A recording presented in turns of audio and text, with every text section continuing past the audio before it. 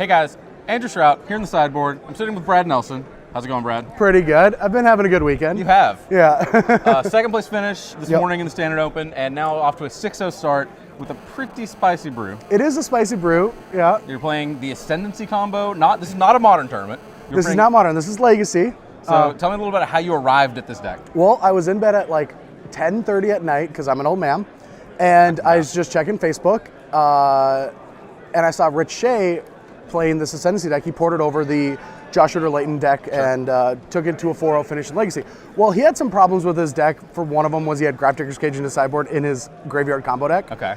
But I started working on the deck, played very similar to his, and then started evolving it all week. Actually just got hooked to it. It's awesome. Okay.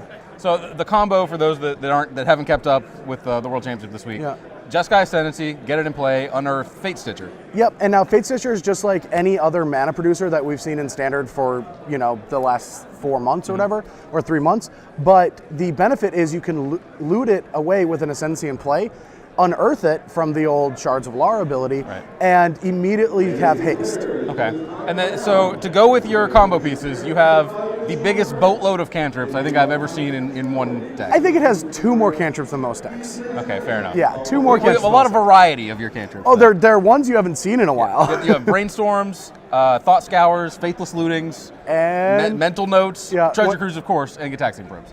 Yeah. The deck loots a lot. The deck draws a lot. And the reason that I'm playing Thought Scours and Mental Notes over like Ponders is because I want not only does it help fuel my Treasure Cruises and my Fate Stitchers, but it allows me to have this untapped game the entire game with all these instants. And one of the great things that, a deck that has Brainstorm and Ponder can't do is end of turn 1, Brainstorm, untap, Thought Scour myself during my upkeep. And in these matchups where you're not going to be casting anything big anyway because you're both trying to just set up your hands and have Force Will back up, this is a great way to just start firing through your deck. Also, double Thought Scour plus Fetch Land is turn 2 Treasure Cruise. Fair enough. Yeah.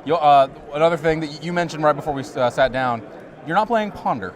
No Ponders. Just no room needed to play Thought Scour. I think it is too slow in this deck. Okay. The deck is all about velocity, and you have Young Pyromancers for the cantrips there that you want all instant speed ones, so they never know if you have a Spell Pierce or that. And you have like the Treasure Cruise side of the deck, and you have the combo side, and I want all of these things to be instants so that for example, when I bring back a Fate Stitcher and I have Lightning Bolt, I can like respond to it with an instant and an instant instead of Ponder just getting stuck in my hand. Okay. So it helps me like combo through all the Lightning Bolts in the format, as well as just every card, every cantrip is at instant speed, so I can like loot and continue doing things when I'm like digging for Force of Will during their turn and stuff like that. Okay. So in addition to all the cantrips, you have some of the more basic interaction spells of the format, Force of Will, Lightning Bolt, Spell Pierce, and then tying it all together, the alternate win condition, maybe the primary win condition, I'm not really sure. Yeah, you have 4 Young Pyromancer. Yeah, the deck can win in 3 ways, or I consider it can win with combat with Young Pyromancer, combo with Jeskai Ascendancy, and card draw with Treasure Cruise. Okay. And the thing about Treasure Cruise is in this deck with so much velocity, you're just going to draw way too many cards in your opponent, like just way too many.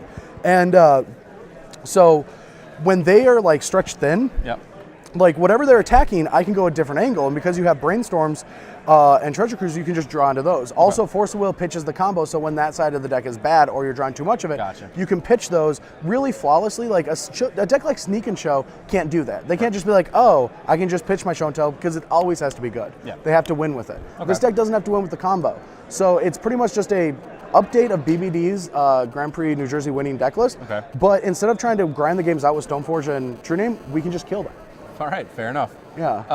Tell me a little about how you think you're positioned with this deck. Like, what are your matchups? What are you hoping to play against this deck? I have no idea. Blue decks, I'm still learning. Like, the thing about Jeskai Ascendancy, Treasure Cruise, and now this, I mean, just both those cards, actually. I was going to say the Fate Stitcher, but those cards in a vacuum are still super unexplored.